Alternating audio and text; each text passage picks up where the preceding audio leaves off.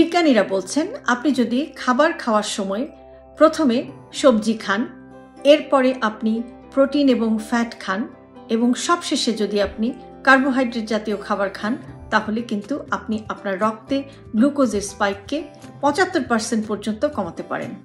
ধরুন আপনি আপনার একটি মেইন মিলে আপনার একটি প্লেটে সবজি আছে, মাছ অথবা মাংস আছে এবং সাথে যে কোনো একটি কার্বোহাইড্রেট আছে।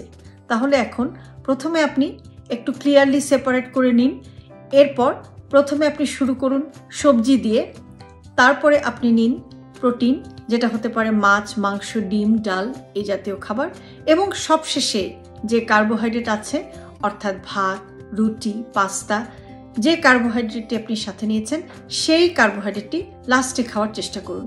আবারও বলছি, এটা আপনার রক্তে গ্লুকোজের স্পাইককে 75% পর্যন্ত কমাতে পারে। ভালো থাকবেন সবাই।